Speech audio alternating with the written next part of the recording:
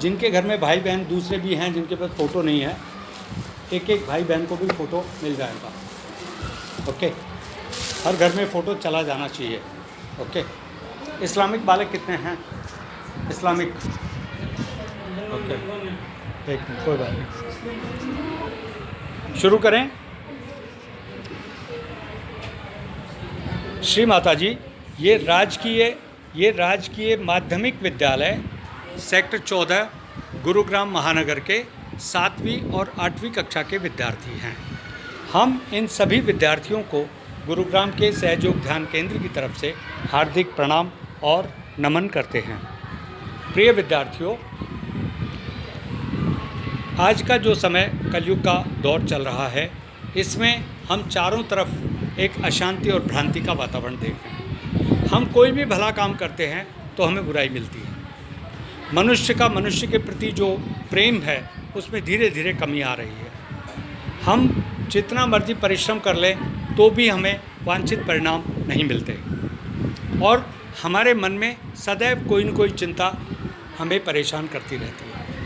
जब विद्यालय आते हैं तो जो विषय हमें नहीं आते, जिन विषयों में हम प्रवीण नहीं हैं, तो चिंताओं के कारण वो सारा का सारा पाठ्यक्रम हमारे दिमाग में से निकल जाता है और जब परीक्षा होती है तो हमारे अच्छे अंक नहीं आते और अच्छे अंक न आने से हमें और चिंता होती है, हमारे माता पिता को भी तकलीफ़ होती है और हमें भी तकलीफ़ होती है। हर विद्यार्थी एक विद्यालय में किस लिए आता है कि उसे उत्तम विद्या, ऊंचे दर्जे के अंक मिले, अच्छी शिक्षा मिले और वह एक उत्तम विद्यार्थी बनकर के विद्यालय से बाहर जाए। उस विद्यार्थी को कोई भी शारीरिक, मानसिक और भावनात्मक तकलीफ़ ना हो, वह बीमार ना पड़े, स्वस्थ रहे, प्रसन्न रहे और सदैव अच्छे अंकों से अपनी परीक्षा उत्तीर्ण करे।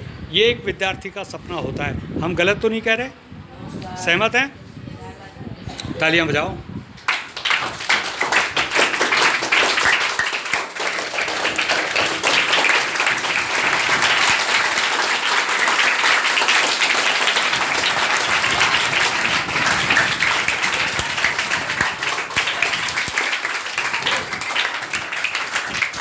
दो बातें महत्वपूर्ण। हमने एक वस्तु को पृथ्वी से आकाश की तरफ उछाला तो ये वस्तु नीचे गिर पड़ी। इसका मतलब पृथ्वी के अंदर गुरुत्वाकर्षण बल होता है जो दिखाई नहीं देता। लेकिन ये वस्तु जब पृथ्वी की कक्षा से ऊपर चली जाती है आकाश की तरफ, तब ये पदार्थ भारहीन हो जाता है और पृथ्वी से अपनी ओर आकर्षित नहीं कर पाती। यानी कि पृथ्वी के ऊपर एक कक्षा हो रहा है जिसे अंतरिक्ष की कक्षा कहते हैं।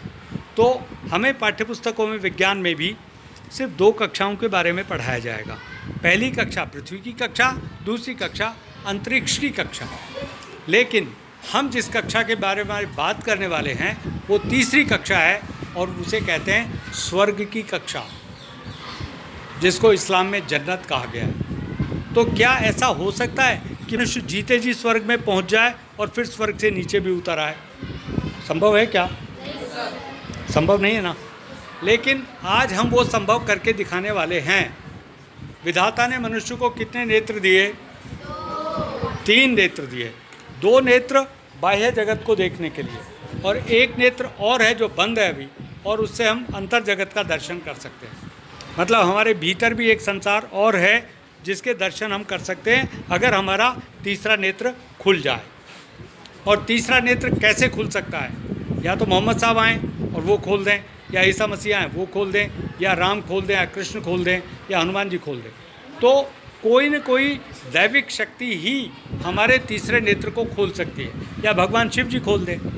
तो ऐसा हमने पढ़ा है कि भगवान शिव जी का तीसरा नेत्र खुला था, उसके बाद प्रलय आ गई थी, ऐसा शास्त्रों में लिखा हुआ है। लेकिन अभी क्या होने, आपका तीसरा नेत्र खुलेगा और आपका दूसरा जन्म हो जाएगा और आपकी मानव जीवन की सारी तकलीफ़ें ख़त्म हो जाएगी। लेकिन ये पलक झपकते नहीं होगा, आपको धीरे धीरे आपको इसका एहसास होगा। आप अभ्यास करते जाएंगे, ध्यान करेंगे नियमित रूप से और दैविक शक्ति को अपने भीतर धारण करेंगे, आप देखिएगा चमत्कारिक परिणाम देखने को मिलेंगे जो आप सोच भी नहीं सकते थे। ऐसे ऐसे परिणाम इस दैविक शक्ति के आपको मिलेंगे। लेकिन आपको सुबह और शाम ध्यान लगाना पड़ेगा, जिसका अभ्यास हम आपको कराने वाले हैं। और इस ध्यान से आपका क्या होगा, आपके भीतर जो एक कुंडली शक्ति बैठी है, ये शक्ति इन 7 चक्रों में से होती हुई आपके सिर में से निकल आएगी। जैसे आपने भगवान शिव का चित्र देखा, उसमें गंगा कहाँ से निकल रही है, सिर के तालुका से, यहाँ से।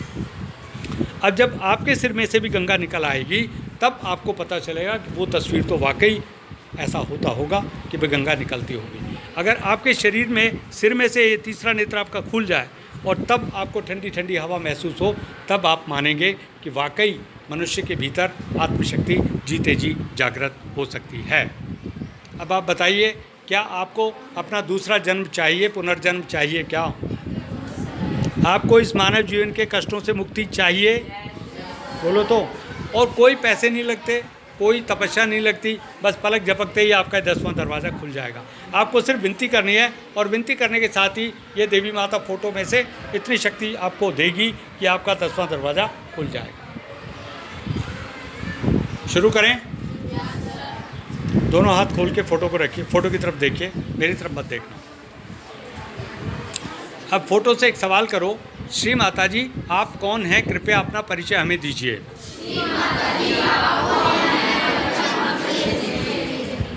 क्या आप सचमुच में आदिशक्ति हैं? हम ये कैसे यकीन करें कि आप आदिशक्ति हैं? अगर आप आदिशक्ति हैं तो आप ही अपना परिचय दीजिए और अपनी शक्ति का एहसास हमें कराइए। क्या आप ही ने इस संसार की रचना की है? अगर ये बात सत्य है तो इसे प्रमाणित कीजिए और हमारे मन की शंकाएं दूर कीजिए, हमारी चिंताएं समाप्त कीजिए, हमारी पढ़ाई की मुश्किलें हल कर दीजिए, हमारे तन मन और धन के सारे कष्ट दूर कीजिए, हमें शुद्ध विद्या और ज्ञान दीजिए, हमारे मन के बुरे विचार समाप्त कर दीजिए, हमारे भीतर जो नफरत है उसे समाप्त कर दीजिए, हिंसा को समाप्त कर दीजिए और एक दिव्य ज्ञान दीजिए ताकि हमारा जीवन धन्य हो जाए और हम एक उत्तम विद्यार्थी बनकर बाहर निकलें। आपने इतनी सारी प्रार्थनाएं कर ली। अब इसके अलावा भी कुछ मांगना है, आपको धन मांगना है, ओके।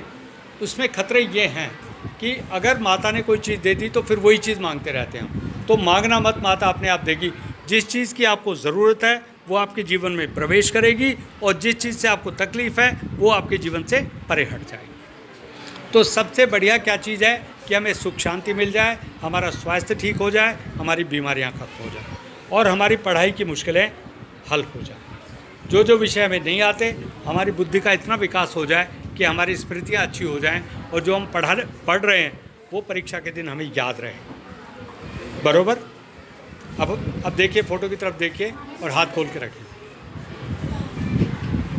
श्री माता जी कृपया हमें दिव्य शक्ति दीजिए, हमारे सारे मनोविकार खत्म कर दीजिए,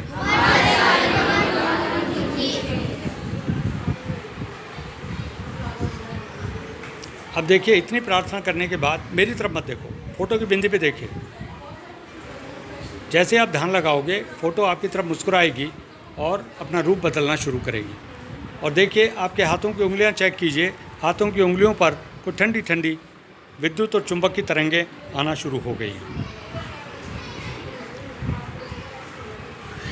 कितने बालकों को ये दैविक शक्ति आपके हाथों की उंगलियों पर महसूस हुई है? हाथ ऊपर करें।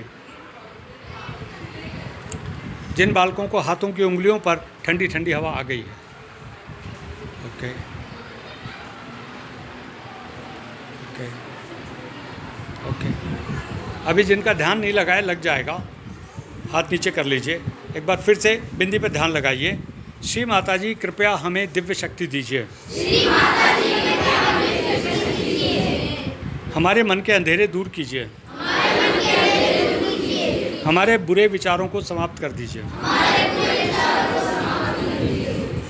हमें ईश्वरीय ज्ञान चाहिए,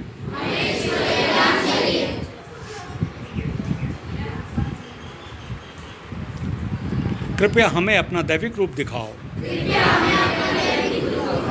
हमें अपने दैविक रूप के दर्शन करा दीजिए, ताकि हमको विश्वास हो जाए कि आप सचमुच में आदिशक्ति हैं।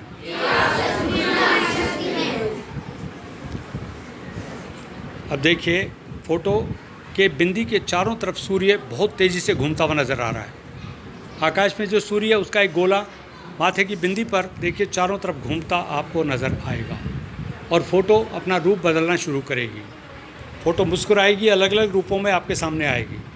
माँ हमें अपना दैविक रूप दिखाओ। माँ हमें अपना दैविक रूप दिखाओ।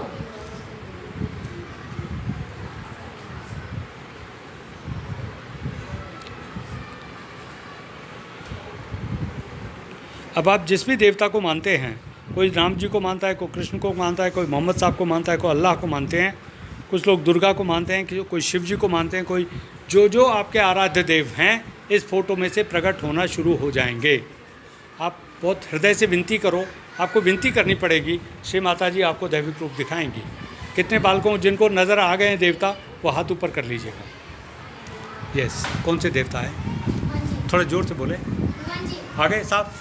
और देखिए, बारी बारी से बताते जाएं।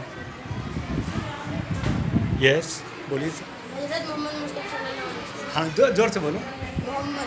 हज़रत मुस्तफ़ा हज़रत मोहम्मद मुस्तफ़ा सल्लल्लाहु अलैहि वसल्लम। सल्लल्लाहु अलैहि वसल्लम नज़र आ गए, मोहम्मद साहब नज़र आ गए। तालियां बजाओ। आपका शुभ नाम क्या है बाबू? बाबू शुभ नाम? शुभ नाम? वो साहिब खान। साहिब खान। मोहम्मद साहब आ गए ना, वेरी गुड। आप बताइए। हनुमान जी। और इस तरफ शिव जी, सरस्वती माता है, खाटू श्याम जी, ओके, हाँ, हनुमान जी, हाँ, विष्णु जी, ओके, इस तरफ, हाँ, काली माता, ओके, कन्याओं को नहीं आए नज़र, शिव जी आ गए, ओके, और पीछे, हाँ जी, इस्लामिक बालक कितने हैं? इस्लामिक बालक 1 2 3 4। आप देखो ना, इस्लामिक सारे फरिश्ते इसमें पैगंबर हैं, इसमें ईसा अलैहिस्सलाम, मूसा अलैहिस्सलाम, इब्राहिम और सल्लल्लाहु अलैहि वसल्लम सारे हैं इसमें। अब जो नमाज़ें होंगी श्री माता जी के फ़ोटो के सामने होंगी, चुपचाप बैठ के बातें करो, ये सपने में आएगी, आपको हवा में आकाश में लेके जाएगी। जब आप सो जाओगे तब आपकी आत्मा को देवलोक के दर्शन कराएगी। जो आपने ईश्वर के बारे में सुन रखा है, अब ये पूरी कुरान एक पेज की आपके हाथ में आ गई, रोशनी का समुद्र आ गया, आराम से दर्शन कर सकते हो। और जो गलत चीज़ें मत मांगना। देखिए, सबको नज़र आ गए देवता, जिनको नज़र नहीं आए हैं वो और ध्यान लगाइएगा। आप राइट हैंड को हृदय पे रखिए और ये कहिए कि माँ मैं एक शुद्ध आत्मा हूँ। मेरे हृदय में किसी के प्रति कोई नफरत नहीं है। मैंने कोई पाप नहीं किया। अब इसके बाद इस हाथ को माथे पे रखिए, माथे को हल्का दबाइए और यहाँ बोलिए, हे परमात्मा मैंने सबको हृदय से क्षमा कर दिया।